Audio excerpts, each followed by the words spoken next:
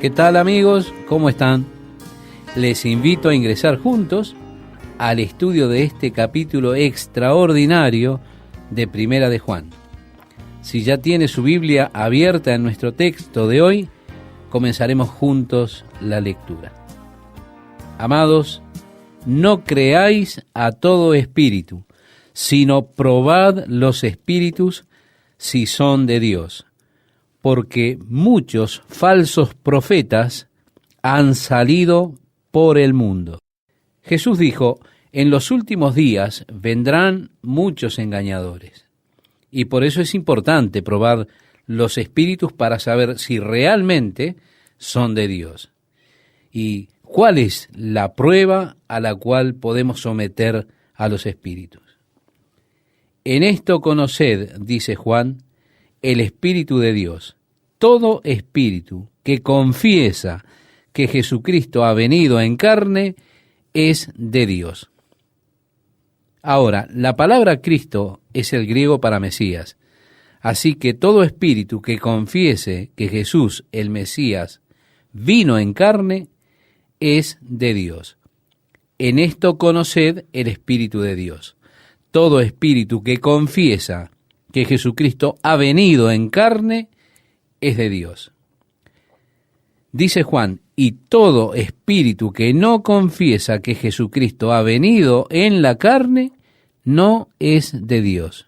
Y este, dice él, es el espíritu del anticristo, el cual vosotros habéis oído que viene y que ahora ya está en el mundo. Algo que vemos en nuestra sociedad es cómo crece la oposición en contra de Jesucristo. Vemos cómo está creciendo en América.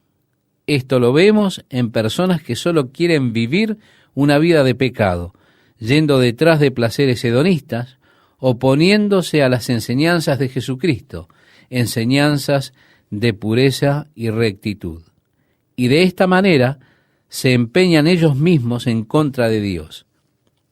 Y así, dice Juan, el espíritu del anticristo ya está trabajando en el mundo. Esto lo veíamos en el programa anterior, estimado oyente. Entonces, no creáis a todo espíritu, dice Juan, sino probad los espíritus si son de Dios, porque muchos falsos profetas han salido por el mundo. Y usted, estimado oyente, puede conocerlos a ellos por su confesión acerca de Jesucristo. La Biblia enseña que el Mesías será Dios manifestado en la carne. Leemos en Isaías capítulo 9, verso 6, porque un niño nos es nacido, hijo nos es dado, y el principado sobre su hombro, y se llamará su nombre admirable, consejero, Dios fuerte, Padre eterno, príncipe de paz. La Biblia claramente enseña que Jesús es Dios, aquel que vino en carne humana. Y de esto es de lo que está hablando Juan en nuestro texto, acerca de la negación de la deidad de Jesucristo. Fue Juan quien escribió en su Evangelio, en el principio era el Verbo, y el Verbo era con Dios, y el Verbo era Dios. Ahora usted puede conocer a los falsos profetas por la negación de la deidad de Jesucristo, la negación de que Él es Dios que vino en la carne. Hay muchos grupos que se disfrazan a sí mismos como grupos religiosos legítimos. Ellos tienen excelentes prácticas, grandes valores, pero también tienen la negación de que Jesús es Dios y que vino en la carne. Y ellos hacen que Él sea algo menos que eso. Ellos lo ponen a Él en la categoría de un ángel, como lo hacen los integrantes de una secta muy conocida, quienes declaran que Él es realmente Miguel el Arcángel. O como otra secta que declara, Él es un hermano de Lucifer, algo más que Dios hecho carne. Y Juan dice, todo espíritu que no confiesa que Jesucristo ha venido en carne, no es de Dios. y este es el espíritu del anticristo, el cual vosotros habéis oído que viene y que ahora ya está en el mundo. Continúa diciendo Juan: hijitos, vosotros sois de Dios y los habéis vencido. Ahora él está hablando acerca de los falsos profetas, los profetas del enemigo, el anticristo. Vosotros sois de Dios y los habéis vencido, porque mayor es el que está en vosotros que el que está en el mundo. Ellos son del mundo, por eso hablan del mundo y el mundo los oye. Ahora, estimado oyente, vemos hoy en día cómo el mundo se opone a Jesucristo y todos aquellos que hablan en contra del Señor, esas fuerzas que se han puesto en contra del Señor, hablan y el mundo los escucha. Yo he buscado hacer un estudio de la teoría evolutiva para poder entender qué es lo que la gente cree. Entiendo la teoría, lo que ellos creen, pero lo que no puedo entender es por qué ellos habrían de creer ese disparate, sin ninguna evidencia real. Pero aún así, usted ve que ellos hablan y el mundo los escucha. ¿Por qué? Porque ellos son del mundo. Juan dice: nosotros somos de Dios. El que conoce a Dios nos oye. El que no es de Dios no nos oye. En esto conocemos el espíritu de verdad y el espíritu de error o de decepción. Si una persona cree la palabra de Dios y sigue la palabra de Dios, él está creyendo y siguiendo la verdad. Pero el que niega la palabra de Dios, ese es el espíritu de error. Desafortunadamente, hay muchos hombres que se han graduado en seminarios y aún están pastoreando iglesias, pero no creen en el nacimiento virginal de Jesucristo. Ese es el espíritu de error, porque negar el nacimiento virginal de Jesucristo es entonces negar que Él es el Hijo de Dios, y por lo tanto es negar el valor de su trabajo compensatorio en el Calvario. No es una desviación ligera decir: bueno, yo no creo en el nacimiento virginal. Eso golpea al fundamento mismo del Evangelio, de que Jesús nació de una virgen, como había sido profetizado. Ese es el Dios poderoso, el Padre eterno, el Príncipe de paz. Y porque Él es Dios, su muerte en la cruz hizo la expiación de nuestros pecados. Ahora Juan cambia de tema, pasando de la advertencia acerca de los falsos profetas y cómo identificarlos, a aquello que es realmente el corazón de la Biblia, el amor de Dios. Y nuevamente él está diciendo, y esto lo hace realmente en el contexto de probar los espíritus para saber si ellos son de Dios. Y la primera prueba es su testimonio acerca de Jesucristo. Pero la segunda prueba es el amor. ¿Tienen ellos realmente el amor de Dios? ¿Están caminando en el amor de Dios? ¿Sus vidas manifiestan el amor de Dios? Probar los espíritus, sí. La segunda prueba es la del amor. Pues leemos: amados, amémonos unos a otros, porque el amor es de Dios. Todo aquel que ama es nacido de Dios y conoce a Dios. La palabra que Juan usa en este texto es la palabra ágape. En el griego hay una palabra para amor, eros. Esta palabra no es usada en el Nuevo Testamento o en la Biblia. Es la palabra que usa el mundo de hoy. Cuando dicen, hagamos el amor, allí está el erotismo o el eros. Cuando el mundo está hablando acerca del amor físico, atracción física. El hombre es un triple ser, estimado oyente. Es cuerpo, alma y espíritu. Los griegos tenían 3 palabras para definir el amor. Uno para el amor físico, como hemos considerado, eros. Uno para el amor emocional, fileo, y otro para el amor espiritual, el amor divino, el ágape. Y cuando Juan está hablando acerca del amor, él está hablando acerca de este amor en el espíritu, es decir, del amor ágape. Nuevamente aquí es donde muchas personas se engañan, porque ellos piensan en el amor en la esfera física o en la esfera emocional. Amor en el plano físico, eros, es el amor totalmente centrado en uno mismo. Busca la satisfacción propia. Es realmente un amor egoísta. Eso es eros. Fileo es un nivel más profundo que eros. El eros es extremadamente superficial. Fileo es un amor recíproco. Yo te amo a ti porque tú me amas a mí. Yo te amo a ti porque te gusta la música clásica y a mí también. Tenemos cosas en común que podemos compartir, placeres y alegrías que podemos compartir.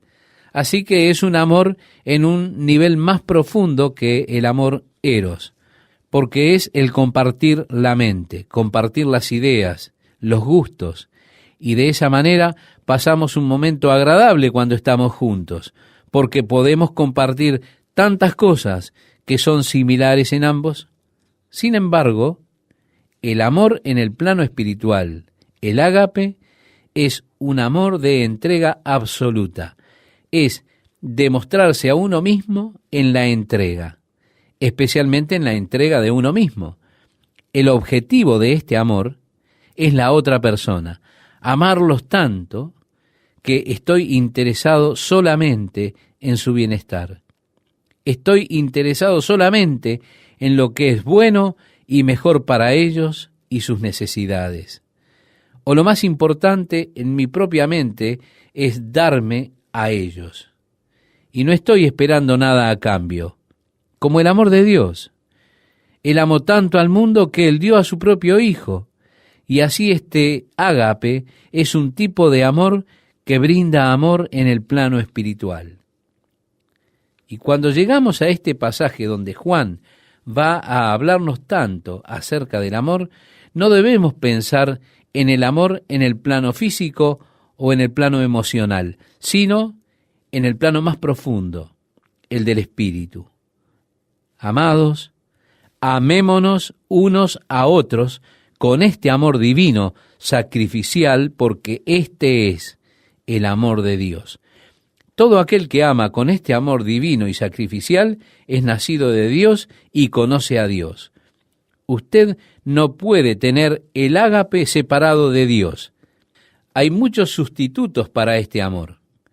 Pero cuando usted es atraído por causa de lo que parece ser a veces un regalo muy generoso, como un buen anillo o un hermoso collar, cuidado, hay un anzuelo en eso. Ellos están buscando algo en respuesta. Solamente es a través de Dios que una persona puede experimentar este amor ágape en el plano del espíritu. Porque vea usted, es solo a través de Dios que su espíritu está vivo. Antes de que usted viniera a Jesucristo, su espíritu estaba muerto. El mundo no conoce nada acerca del ágape. Todo aquel que ama es nacido de Dios y conoce a Dios, decía Juan.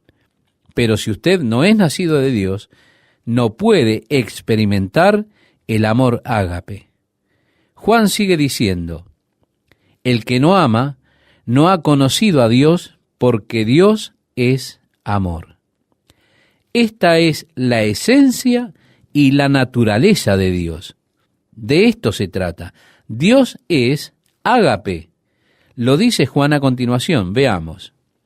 En esto se mostró el amor de Dios para con nosotros, en que Dios envió a su Hijo unigénito al mundo para que vivamos por Él.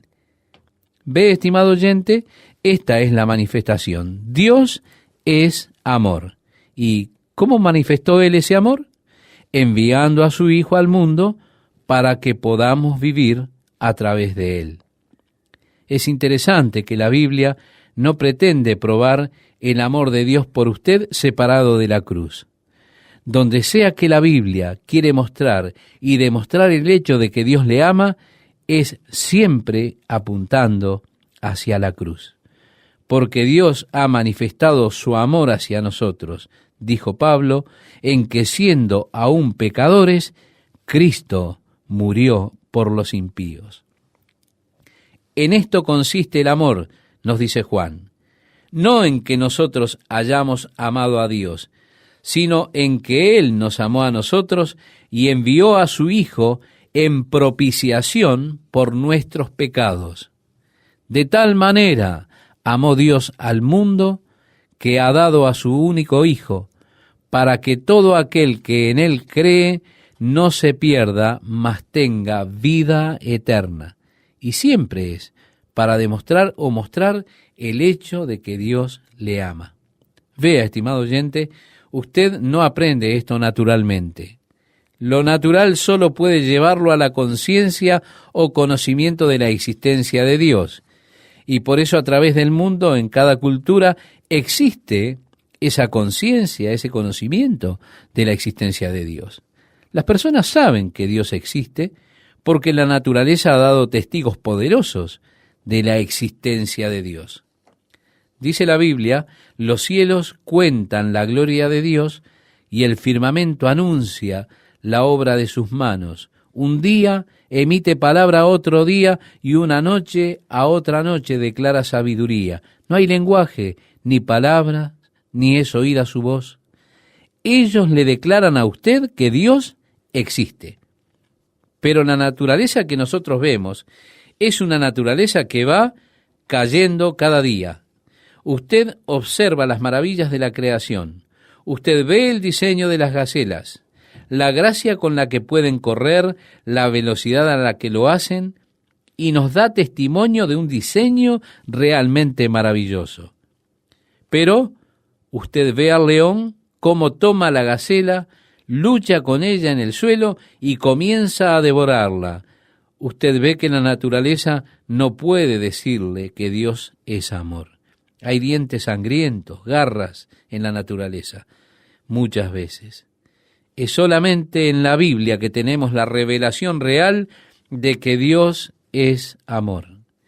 Es interesante que en muchas religiones se promueve el odio a las personas. Usted los conoce y hay solamente odio que fluye de ellos. La idea de, si tú no crees, te matamos. Usted conquista con una espada. Es solamente en la Biblia que tenemos la revelación de que Dios es amor, y el intento para probarlo es la cruz. Allí manifestó Dios su amor por nosotros. En esto se mostró el amor de Dios para con nosotros, en que Dios envió a su Hijo unigénito al mundo para que vivamos por Él. Esto es vivir una vida en el Espíritu. Y dice la palabra de Dios, y Él os dio vida a vosotros cuando estabais muertos en vuestros delitos y pecados. Es a través de Jesús que entramos en una vida espiritual. Somos nacidos de nuevo por el Espíritu de Dios. Nuestro espíritu cobra vida y así conocemos a Dios y lo amamos. El que ama es nacido del Espíritu y conoce a Dios. ¿Cómo está, estimado oyente? ¿Bien? Bueno, le invito a leer juntos el versículo con el cual comenzaremos el estudio del día de hoy. En esto consiste el amor, no en que nosotros hayamos amado a Dios, sino en que Él nos amó a nosotros y envió a su Hijo en propiciación por nuestros pecados. Lo primero que queremos notar, estimado oyente, es que la palabra propiciación es una palabra realmente interesante. De hecho, es la misma que la palabra hebrea kofar, que significa cubierta. Era utilizada para describir el trono de gracia. En el tabernáculo, cuando construyeron el arca del pacto, una caja dorada hecha de madera de acacia con oro. En la cubierta de esta caja estaba lo que era llamado el propiciatorio.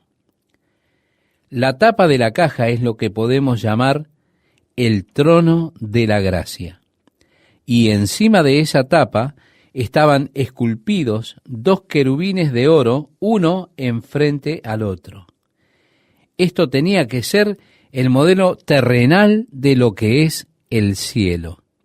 Dios en el trono de misericordia, rodeado de los querubines allí en el cielo. Ahora bien, dentro de la caja, el arca del pacto, habían 2 tablas de piedras sobre las cuales Dios había esculpido los 10 mandamientos. Es interesante que Dios cubrió los 10 mandamientos con el trono de la gracia. Y una vez al año, el sumo sacerdote venía al lugar santísimo delante del arca del pacto y él rociaba la sangre del sacrificio sobre el trono de gracia. Muy simbólico y muy poderoso, porque allí era donde ellos tenían la cubierta para los pecados, al ser rociada la sangre sobre el trono de gracia que cubría la ley. La gente ha violado la ley, y por eso es que el sacrificio era traído. El sacrificio era puesto sobre el trono de gracia, es decir, sobre la cubierta. Entonces se efectuaba el perdón por la violación de la ley. Y cuando Juan dice, en esto consiste el amor, no en que nosotros hayamos amado a Dios, sino en que Él nos amó a nosotros y envió a su Hijo en propiciación por nuestros pecados. Él tomó nuestros pecados sobre Él mismo y la justicia de Dios fue satisfecha en el hecho de que Jesús llevó nuestros pecados en su propio cuerpo sobre la cruz. Ah, sí, eso es amor. Dios hizo provisión por el hombre pecador, para que éste sea capaz de tener compañerismo con Dios. Por ello fue necesario que la justicia de Dios fuese protegida de modo que hubiese un medio por el cual nuestros pecados fuesen cubiertos, puestos a un lado, y ese medio fue Jesucristo, la propiciación por nuestros pecados. Esto es amor. Luego Juan nos dice, amados, si Dios nos ha amado así, debemos también nosotros amarnos unos a otros. También dice, nadie ha visto jamás a Dios. Si nos amamos unos a otros, Dios permanece en nosotros y su amor se ha perfeccionado en nosotros. Tenemos que amar a nuestro hermano. ¿Y por qué habrá asociado eso con nadie ha visto jamás a Dios? Porque nosotros vemos a nuestro hermano.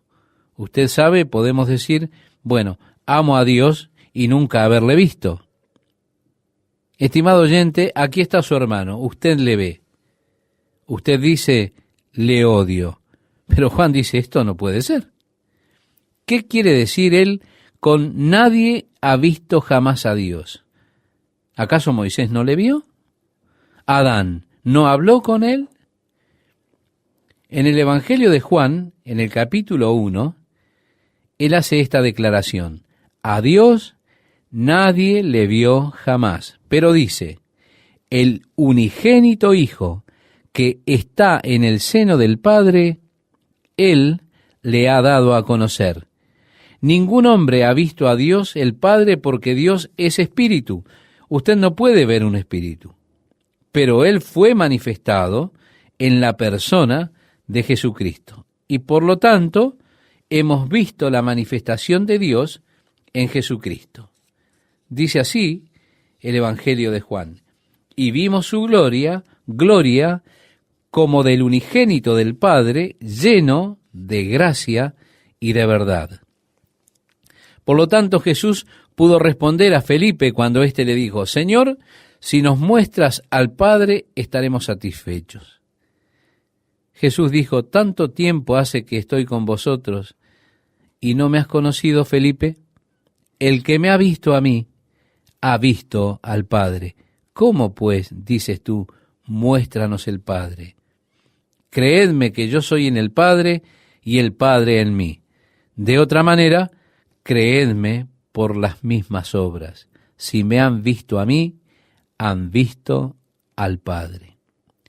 Así que Juan nos dice, nadie ha visto jamás a Dios. Si nos amamos unos a otros, Dios permanece en nosotros y su amor se ha perfeccionado en nosotros. Completo amor. Cuando vivimos en amor, Dios habita en nosotros. ¿Por qué? Porque Dios es amor. Esa es su esencia. Y si usted habita en amor, usted habita en Dios y Dios está habitando en usted. Y su amor entonces se perfecciona en nosotros. Sigamos la lectura, estimado amigo. En esto conocemos que permanecemos en Él y Él en nosotros, en que nos ha dado de su Espíritu. ¿Cuál es el fruto del Espíritu? Amor. Y porque yo amo, y ese es el fruto del Espíritu, entonces sé que Dios mora en mí y yo en Él. Él me ha dado el Espíritu Santo y su fruto es amor. La real evidencia de que su vida está llena del Espíritu no es su habilidad de hablar en lenguas, no es su habilidad de profetizar, ni de obrar milagros, tampoco su habilidad de entender profundos misterios espirituales, sino que es el amor de Dios manifestado en usted. De la manera que Pablo le escribió a los Corintios acerca de este amor, este ágape. Él decía, si yo hablase lenguas humanas y angélicas y no tengo ágape, vengo a ser como metal que resuena o címbalo que retiñe. Y si tuviese profecía y entendiese todos los misterios y toda ciencia, y si tuviese toda la fe, de tal manera que trasladase los montes, y no tengo amor, nada soy. Y si repartiese todos mis bienes para dar de comer a los pobres, y si entregase mi cuerpo para ser quemado, y no tengo amor, de nada me sirve. Y luego comienza a describir lo que ese amor es y cómo reacciona, cómo responde. Dice así, el amor es sufrido, es benigno. El amor no tiene envidia, el amor no es jactancioso, no se envanece, no hace nada indebido, no busca lo suyo, no se irrita, no guarda rencor, no se goza de la injusticia, mas se goza de la verdad. Todo lo sufre, todo lo cree, todo lo espera, todo lo soporta. Esta clase de amor es en la que quiero habitar y Dios quiere que yo habite. Por lo tanto, Él me da el Espíritu para que pueda tener esta clase de amor. Como dije, es amor en la esfera del Espíritu, pero usted no lo puede tener sin el Espíritu.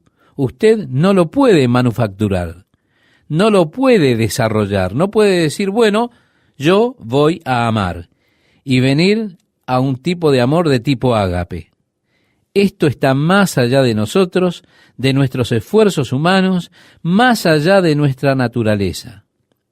Le invito a seguir con la lectura. Dice así Juan, y nosotros hemos visto y testificamos que el Padre ha enviado al Hijo, el Salvador del mundo.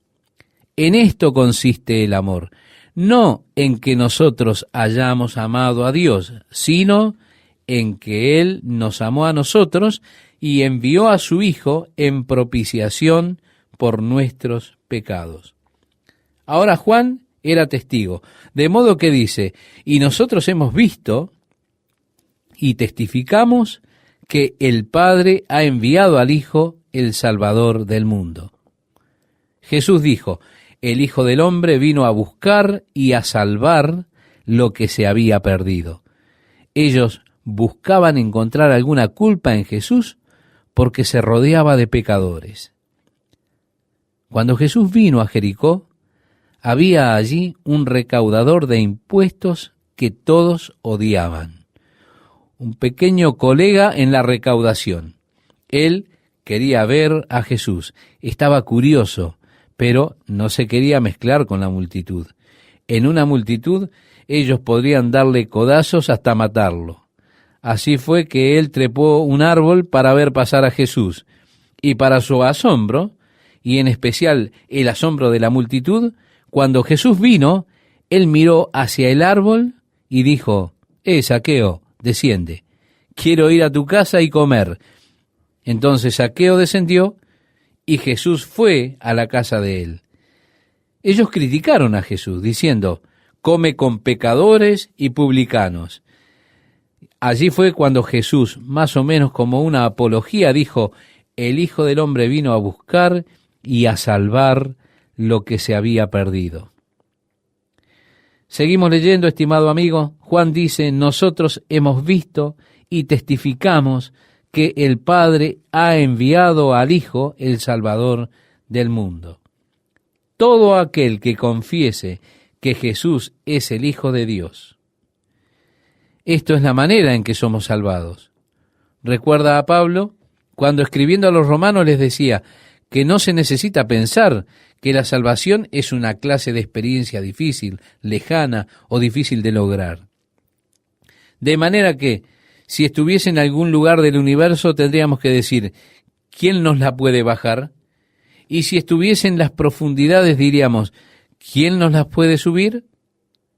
Sino que dice, la salvación está muy cerca, tanto como lo está su boca, estimado oyente. Que si confesares con tu boca que Jesús es el Señor y creyeres en tu corazón que Dios le levantó de los muertos, serás salvo. Juan nos dice aquí, todo aquel que confiese que Jesús es el Hijo de Dios, Dios permanece en él y él en Dios. Esto hace referencia al que tiene el Espíritu de Dios. Dios es amor, y el que permanece en amor, permanece en Dios y Dios en él. En esto se ha perfeccionado el amor en nosotros, dice Juan. ¿Cómo? Mediante nuestra morada en Dios y Dios morando en nosotros. Usted no puede tener a Dios morando en usted sin ser perfeccionado en su amor. De modo que en esto se ha perfeccionado, dice Juan. Y el resultado de esta clase de amor es como él lo dice, para que tengamos confianza en el día del juicio, pues como Él es, así somos nosotros en este mundo. Un día el mundo ha de ser juzgado.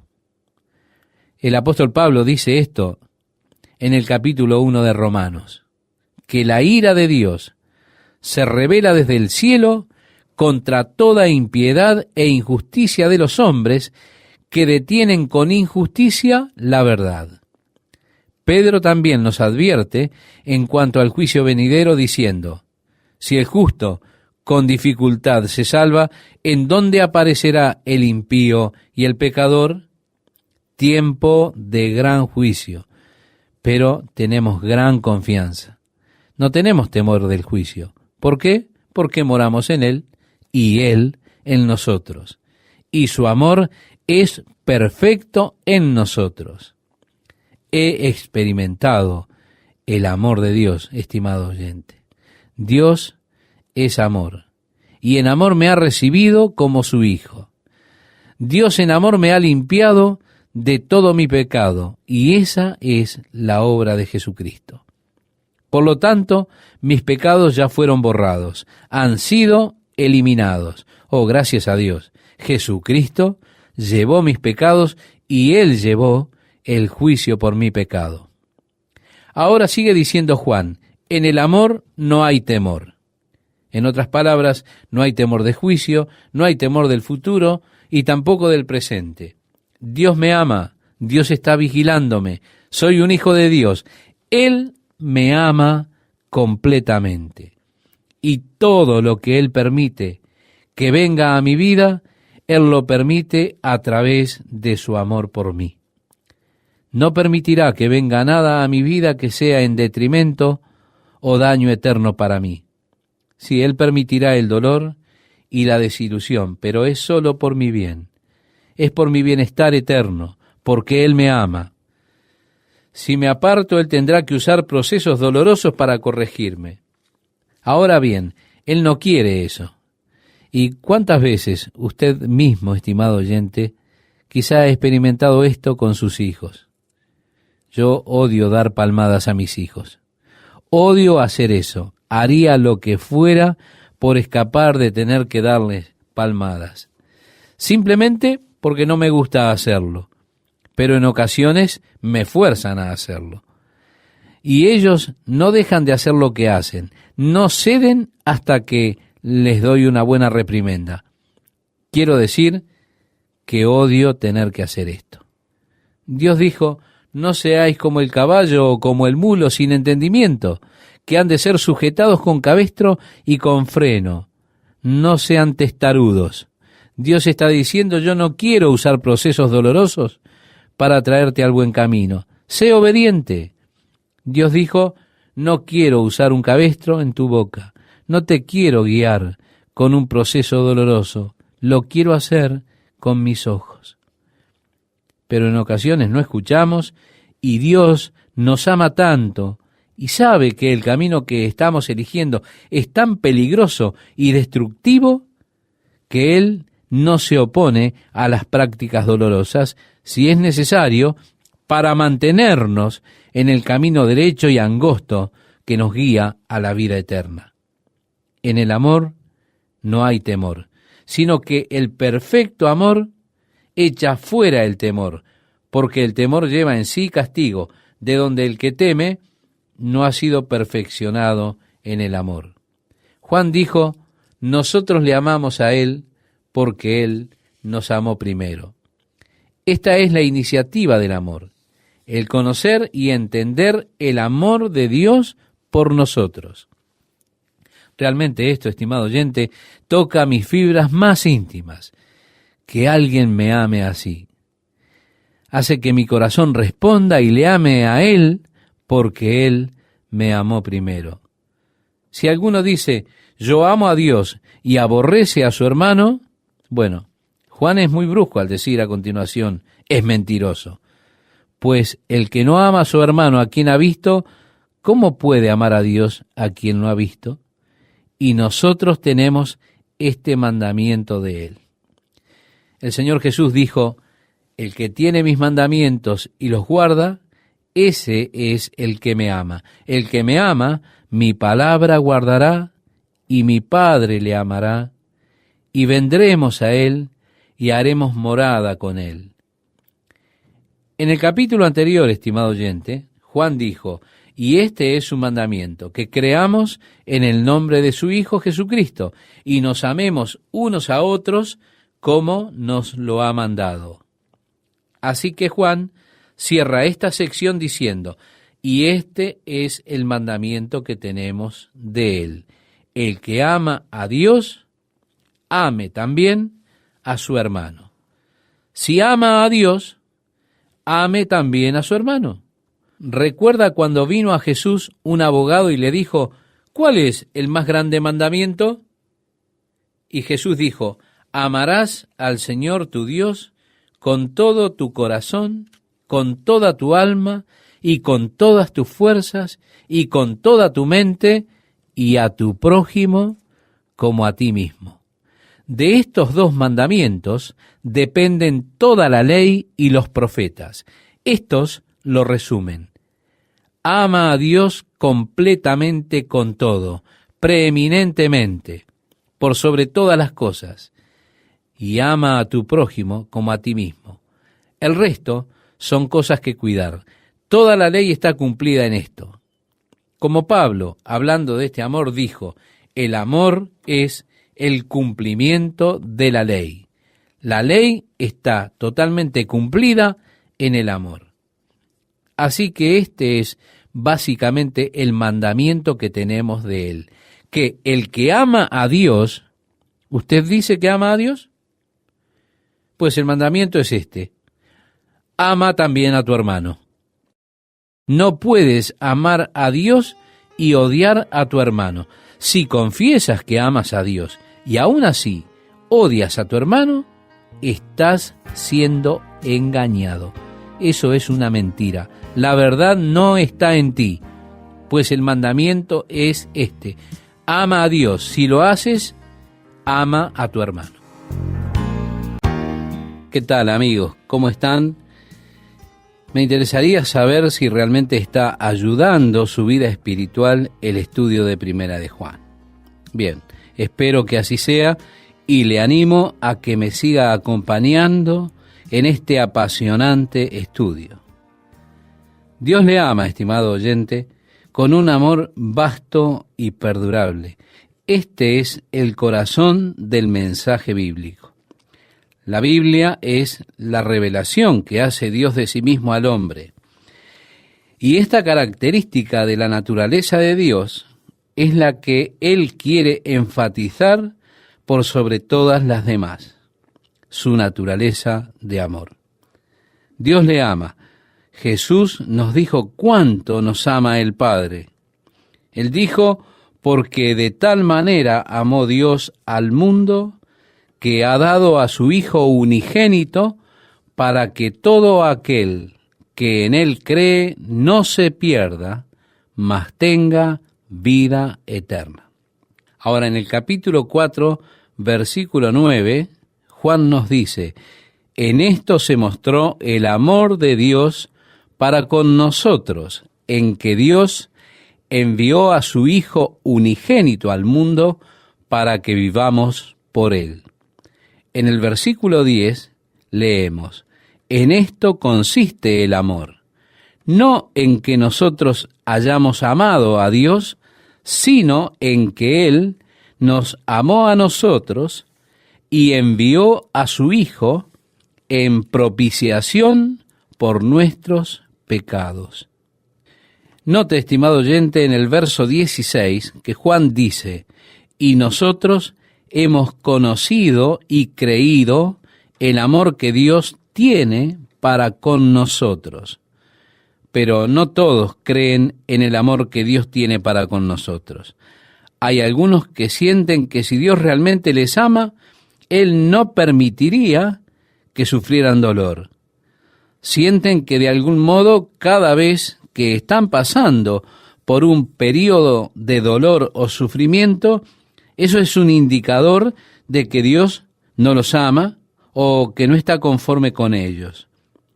¿Ha escuchado alguna vez esta frase que dice así: esto me duele más de lo que le duele a usted? Nunca entendí eso hasta que fui padre. ¿Y cómo cambian las cosas? El dolor es en ocasiones una herramienta sumamente necesaria para la disciplina. A menudo, cuando nuestros niños están en una práctica que puede ser peligrosa para ellos, les causamos dolor para enseñarles y entrenarles. Oh, cuán doloroso es cuando usted dice: muy bien, no pueden mirar la televisión por una semana. Oh, eso es muy doloroso, ¿verdad? Y Dios usa a menudo el dolor en nuestras vidas como medida de disciplina. Y más que ser una señal de que Dios no nos ama, es justamente lo opuesto. Es una señal de su amor. Él no lo dejará ser atrapado por aquellas cosas que destruirán su vida. La Biblia dice: al que ama, castiga. Así que Dios le ama. Y cuando usted se involucra en cosas que pudieran ser dañinas para usted, especialmente daño eterno, Dios no permitirá experimentar dolor como una herramienta de disciplina para ayudarnos a no comprometernos con aquellas cosas que irán en detrimento nuestro y nos dañarán. Hemos conocido y creído en el amor que Dios nos tiene, pero no todos creyeron ese amor. Algunas personas piensan, si Dios me ama, entonces, como Dios me ama, contestará todas mis plegarias. Entonces, si ellos ofrecen una oración a Dios en momentos de desesperación, y parece que Dios no contesta esa oración, a menudo toman eso como una señal de que Dios no les ama. Y lo que es peor aún, de que Dios no existe. Dios le ama tanto que no contesta todas sus oraciones. Al mirar atrás en mi vida, cuán agradecido estoy que Dios no haya contestado todas mis oraciones. ¿En qué gran problema estaría hoy metido si Dios hubiese contestado todas mis plegarias? Es como cuando un niño le dice a sus padres, no me amas, quiero tomar esta bebida gaseosa en el almuerzo y tú no me dejas. Todo lo que quiero para la cena es un helado con esa cubierta caliente y me estás haciendo comer espinacas. No me amas. Pero como padre usted sabe qué es lo mejor para su hijo y usted quiere lo que es mejor para él. Quiere que sea fuerte, saludable, de modo que insiste en que coma la comida que es buena para él y no solamente dulces todo el tiempo. Eso no es una señal de que no ama a su hijo, que no quiere satisfacer cada deseo que él tiene. Por causa de su amor por él es que únicamente le da aquellas cosas que sabe que serán buenas y beneficiosas para el largo término de su vida. Algunas personas declaran que su creencia en el amor de Dios fue destrozada cuando Dios no contestó una oración. Pero la oración nunca tuvo la intención de parte de Dios de ser un medio por el cual podamos cumplir nuestra voluntad acá en la tierra. Nunca fue ese el verdadero propósito de la oración. El real propósito de la oración es ver que la voluntad de Dios se cumple aquí en la tierra. Y seguramente esto es la cosa más importante. Cuando oramos, lo hacemos con la preocupación de que la voluntad de Dios sea hecha. Note que aún Jesús, cuando presentó su pedido en el jardín de Getsemaní, lo modificó diciendo, con todo, no sea hecha mi voluntad, sino sea hecha tu voluntad, sabiendo que la voluntad de Dios es la mejor cosa que pudiera pasar en cualquiera de nuestras vidas. Juan dijo que hemos creído y conocido el amor que Dios tiene por nosotros. Lo que Dios está diciendo es que hemos experimentado el amor de Dios por nosotros. ¿Y cuántas veces en nuestras vidas hemos experimentado y hemos tenido la maravillosa experiencia del amor de Dios? Jeremías escribió en cuanto a la destrucción de Jerusalén cuando estaba sentado allí en su pequeña gruta, viendo que la ciudad estaba en ruinas a causa del ejército babilónico. Y escribía así, por la misericordia de Jehová no hemos sido consumidos, porque nunca decayeron sus misericordias. Nuevas son cada mañana, grande es tu fidelidad. Jeremías está diciendo que el amor de Dios se demuestra en nosotros de una manera nueva. Él es tan fiel y demuestra ese amor a nosotros. Juan simplemente declara, Dios es amor. El amor es la esencia de la naturaleza de su ser. El texto griego dice, Theos ágape estén. Literalmente, esto significa Dios es amor. Eso justamente es Dios. Él es amor. Y Juan nos dice que el que mora en amor, mora en Dios y Dios mora en él. Estimado oyente, ¿ha estado enamorado alguna vez? ¿Usted puede recordar esos sentimientos? Usted sabe, es primavera y hay un pajarito en su vecindario el cual está enamorado. Canta cada noche su canción de amor. Anoche cuando me estaba yendo a dormir, le oí cantar su canción de amor allí afuera sobre un árbol. Me levanté esta mañana alrededor de las 2:30, más o menos, y aún le oí cantar. El amor le hace hacer cosas tontas. Cantar toda la noche, no querer ir a dormir. Oh, el gozo, la emoción y la conmoción del primer amor, ¿verdad? Como dice una canción popular del ayer, todo lo que hace a la vida parecer más digna están en tu rostro y en la expresión de tu sonrisa.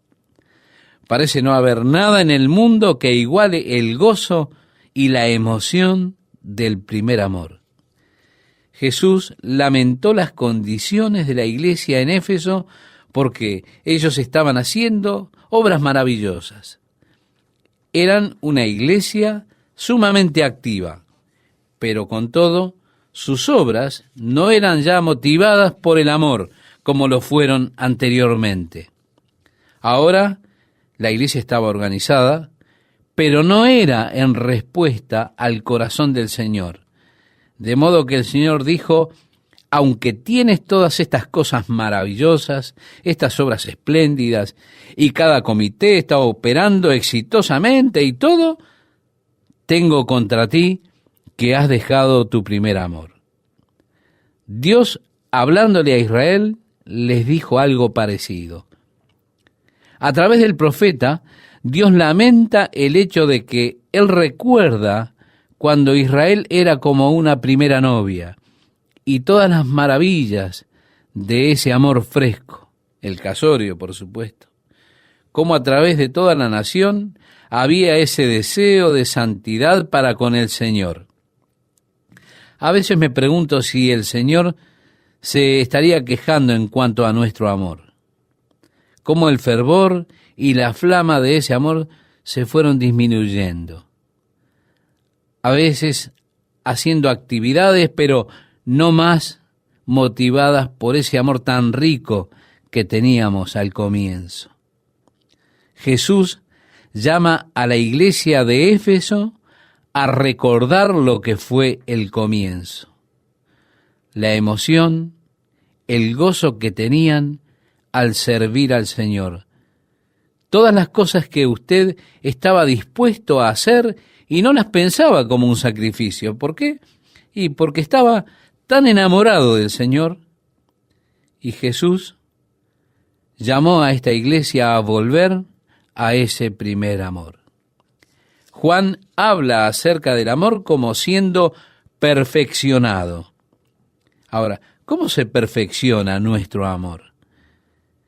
Es perfeccionado por nuestra morada en Dios y la morada de Dios en nosotros. Pero, ¿cuál es el resultado del perfeccionamiento del amor? Él dijo que tendremos osadía en el día del juicio.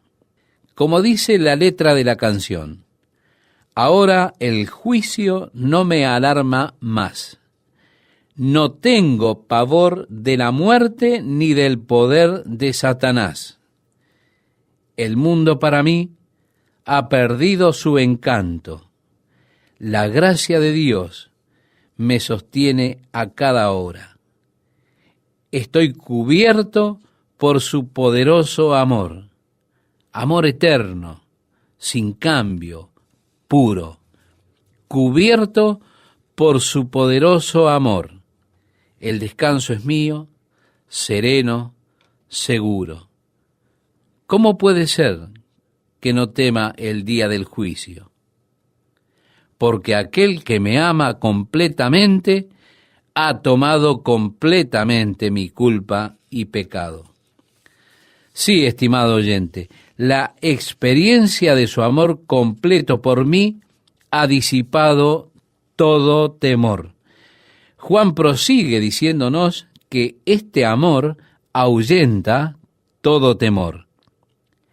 No tengo temor de las consecuencias de mi pasado perverso porque eso ha sido borrado completamente por Dios y Él me ha declarado justo. No tengo temor del presente porque Dios me ama y está mirándome a mí y nada puede pasarme sino lo que Dios ha permitido que me suceda. Y si Dios ha permitido que acontezca algo, es por una buena razón y propósito. Dios me ama y estando seguro de ese completo amor de Dios, yo puedo enfrentar los asuntos de la vida sin temor. No tengo temor del futuro porque estoy en su amor y su amor es perfecto en mí. No me preocupo de esto. Yo sé que lo que sea que venga, el Señor ha de estar conmigo. Me ha de guardar, me ha de sustentar y no tengo motivos para estar temeroso. El perfecto amor, estimado oyente, echa fuera el temor. No tengo temor del futuro eterno. No tengo temor de estar frente a Dios, porque Jesús ha prometido que Él ha de preparar un lugar para mí. Y si Él prepara un lugar para mí, Él dice que también ha de venir nuevamente y me tomará a sí mismo para que en donde Él está, yo también esté. Y por lo tanto sé el final de la historia. Y aunque ésta tenga sus idas y venidas y tenga muchas cosas misteriosas involucradas, y uno a veces no puede ver lo que está sucediendo o se pregunta, ¿cómo puedo salir de esto? Hay algo de valor o bueno y eso es el final de la historia. Como decimos comúnmente, y vivieron por siempre felices. De modo que no tengo temor del futuro porque sé que he de estar con Él en un mundo sin final. Juan dijo, nosotros le amamos a Él porque Él nos amó primero. El rey David decía, amo a Jehová, pues ha oído mi voz y mis súplicas. Por otra parte, Juan dice que le amamos a Él porque Él nos amó primero.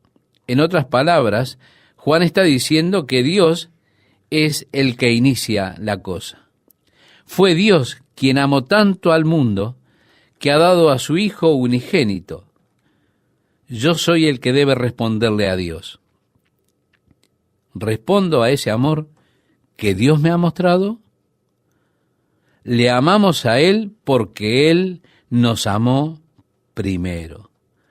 Nuestro amor es receptivo. Dios es el que tiene la iniciativa. El hombre es el que responde. Y es por eso que en el Nuevo Testamento los escritores siempre están buscando llamar su atención al amor de Dios por usted, el cual se ha manifestado en la suprema manifestación del envío de su Hijo a morir por usted. De modo que los escritores siempre están señalándonos a la cruz. Jesús dijo, no hay mayor amor que este, que ponga uno su vida por sus amigos. Este es el supremo amor de Dios.